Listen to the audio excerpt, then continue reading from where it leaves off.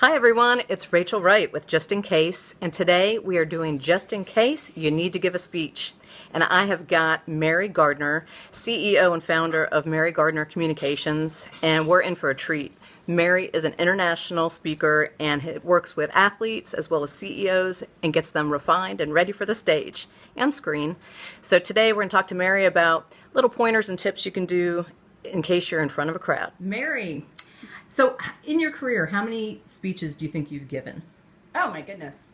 Well, as a combination of workshops, seminars, weekend retreats, probably hundreds, thousands. I've spoken to college students, corporations, and it's been a fun career. It's a lot of fun. I bet. I'm sure you've lost count. Give us a little bit of idea as far as the celebrities that you've coached. Well, as you know, celebrities like to keep their anonymity. I have coached Mark Kelly, the astronaut, who's married to Gabby Giffords, and his twin. I have coached Billie Jean King, Martina Navratilova, Peggy Fleming, many Olympic athletes. I have coached celebrities who've won Dancing with the Stars, people that are on The Doctors, the TV show, doctors from the Cleveland Clinic and Mayo Clinic. So a lot of different people in high profile positions, people that are already terrific, but they want to create a message that's empowering to people and motivating.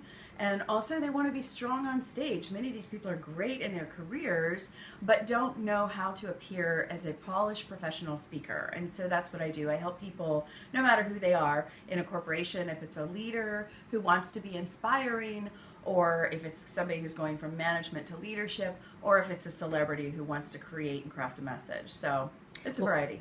Well, I know public speaking can be daunting. I heard a fact once that people would rather go to the dentist or die. Death was actually partial to giving a speech. It is. So what are some pointers? What was the first thing that you tell the people that you're coaching that can help relax them? Yeah, well, when I coach somebody, nerves are a part of every speech, and because it really does help you think very clearly. So I help people get over fears. We do visualization. We do exercises like breathing and some other body things to help yourself get over the fear. But preparation is the number one thing. So if a person, it's usually the nerves hit you like in the first couple of minutes. So that first couple of lines, whether it's a rhetorical question that you're asking and getting the energy from the audience, or if it is just a prepared message, then you've got to go out of the gate strong. That first impression is everything.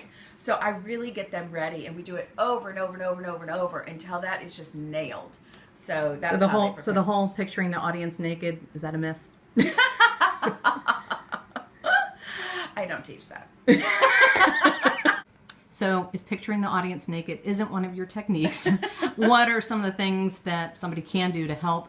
Let's say they don't relax after the first couple of lines. Mm-hmm. What are some stress relieving techniques that they can do as they're giving the speech? There's a couple of things. You can get to know the room before you speak. So I always encourage people to get a picture or go see the room in the beginning. Some speakers go around and touch the chairs, so they actually have a physical relationship with the people that will sit in those seats. Then if you're still nervous, throw out a rhetorical question or a question of the audience and walk towards those people and say, hey, tell me a time when you, whatever. So there's ways to then center yourself, and then also find out where you get your energy. If you're getting your energy from the top, if you're getting it from people, I do exercises like that to help people really get centered just in who they are.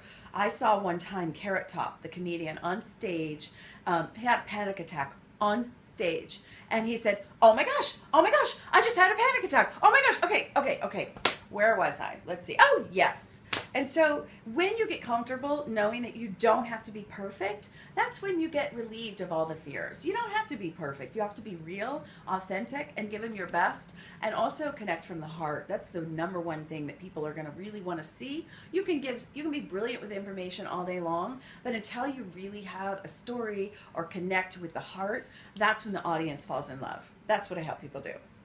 You bring up a great point as far as authenticity, mm-hmm. Because really there's no one else that's you or like right, you. That's right. So you've got that to bring to the stage. Yeah. What is one final parting word that you can give somebody, whether they're a veteran speech giver or mm-hmm. a first timer, that can help them raise their game?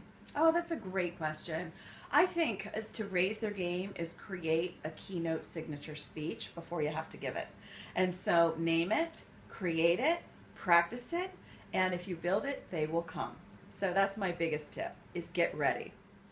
Those were all phenomenal tips. And in case you want to find out more about creating that keynote speech, you can go to marygardner.com and Mary will be able to handhold you all the way through the process. Thanks so much for coming. This is Rachel Wright for Just In Case.